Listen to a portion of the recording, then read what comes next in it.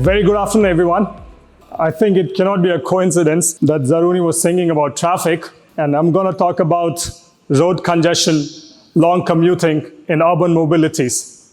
But to just address a very important thing, I think there's a big cricket match happening in the city today. And I know how important an India-Pakistan match is, especially for the people from the subcontinent. So I would like to thank each and every one of you for choosing to be here instead.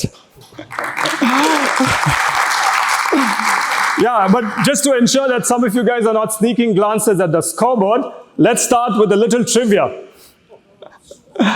Do you guys know what was the average annual temperatures for Dubai in the last recorded year? Any guesses, anyone? 44. Average was around 30.6 degrees Celsius. But more importantly, do you guys know what was the average annual temperatures 20 years back? It was around 4 degrees Celsius lesser. Dubai was cooler by 4 degrees Celsius just 20 years back. And if this is not alarming enough, 2024 globally was recorded as the hottest year in human history, with average annual temperatures 1.55 degrees Celsius above the pre-industrial levels. This unprecedented global warming is supercharging extreme weather events, right from the recent wildfires in California to the floods that happened in Spain last year, to a lot of other catastrophic events globally. And when I think of it, it makes me feel a bit guilty and a bit sad. You know, when I was naive and young, I used to proudly boast of the fact that I hail from Dhanbad, a place in India that is actually known as the coal capital of India, as it holds around 8% of the total global coal reserves. But as I grew up, I realized that there's nothing really to be proud about coal or coal reserves, especially when you understand that coal is actually the largest contributor to global carbon emissions, contributing to around 30% of the emissions. And now when I think of it, I think, is there a distant possibility that there is a relationship between the fires in the mines of Dhanbad and the wildfires that you see across the globe? This realization helped shift my mindset from a sense of pride to a sense of responsibility. And even though my journey with urban mobility started by chance, I'm actually glad that since then I have been able to find a larger purpose in my work.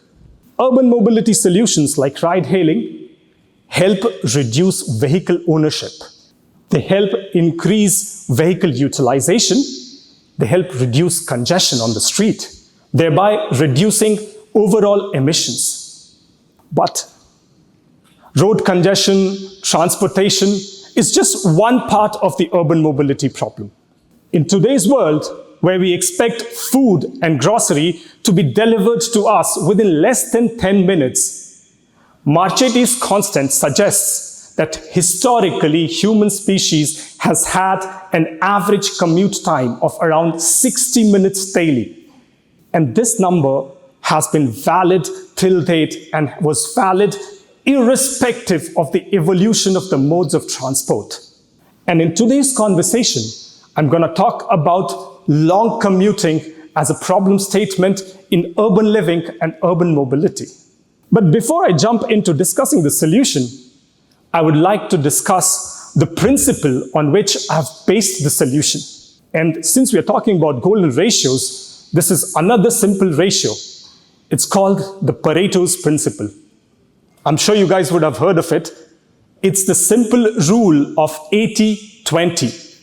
And in our context, we are going to call it the 80-20 rule of commuting, in which we should aspire to move towards a world where 80% of our commuting needs should be fulfilled within 20 minutes of walking distance from our residences. This might seem a bit impractical. Just bear with me. Let's unpack this. Let's start with something simple called as zoning. For those of you who don't know zoning, land zoning actually is a concept wherein you divide land into various parts or zones, like industrial zone, residential zones, commercial zones, public spaces zones, and then you use transportation to traverse between the various zones. After the Industrial Revolution and the advent of noisy, hazardous, and polluting factories, land zoning actually became more and more common to separate the population or keep the population safe from the noisy and polluting factories. Back then it made sense because there was an element of human centricity in this city design. But since then, we have started using zoning for a lot of business growth and economic efficiencies by creating special economic zones, free zones, etc., etc. And in today's world, it is actually creating inefficiencies. Nowadays, you, me, everybody has to travel farther for everything. We have to travel farther for office, we have to travel farther for school, for hospitals. And it is not because we love traveling. No, I mean, we love traveling for sure, but not daily like this. It is because the city design forces us to do so. Somewhere we have left human centricity in city designs far, far, far behind. From a place where we started by separating the population from the pollution to a place where we have now created a mesh of zones. And we have left the humans like us in between to figure out how to kind of integrate these different pieces of the puzzles to our daily lives. And hence, it is very important for us to ask, what if we had to redesign our cities to prioritize people like you and me, and not just business efficiencies? And in a quest to answer this question, a few cities like Tokyo, Copenhagen, Singapore are already trying to prioritize people by redesigning their cities, by allowing for flexible zoning and mixed land use development, in which they allow residential and commercial spaces to coexist. And these cities, with a vast and dense network of public transit systems and compact residential and commercial spaces, are already at a place where 80% of the residential and commercial spaces are within 20 minutes of a public transit system. And a few other cities, including Dubai, is also aspiring to move towards this human centricity in city designs in the near future. But as we can all imagine, the cost of redesigning your city to be more human-centric is actually very, very, very high, given the cost of development of a vast and a dense network of public transit systems, on top of maintaining the aesthetics of your city design. And hence, again, the natural question that comes to our mind is there an efficient way of redesigning your cities? The answer to such large questions typically lies in smaller data points. And in our case, I think the smaller data point that can actually solve this problem is the commuting carbon footprint of each and every individual. And here I'm drawing inspiration. I'm drawing inspiration from a banking application called Weo, in which I recently saw a feature in which they're actually able to show the carbon footprint for every transaction that we make. We have so much of digitized data points in our lives, which if we can integrate well, we can actually estimate the commuting carbon footprint for every individual. Like, for example, let's take an example that I own a car and I use that car to travel every day from my home to my office. The digital parking accesses of my home building and the office building, if this data point gets integrated or aggregated, we can actually estimate the distance or the time that we travel every day, or I travel every day. And on top of it, if I layer the information of my vehicle ownership, which is also digitized, we can actually estimate the commuting footprint for myself. Now, this data point in silos might not look that powerful, but if you aggregate this data at a building level or at an organization level, this data is actually very powerful. At a building level or an organization level, you can actually identify the residential or the commercial buildings that are actually contributing to larger commuting footprints. And then, if the governments are able to come up with mechanisms of commuting carbon footprint taxes or rebates on these organizations, there will be an incentive mechanism created for the organizations and our employers to rethink of commuting as a problem statement for everybody.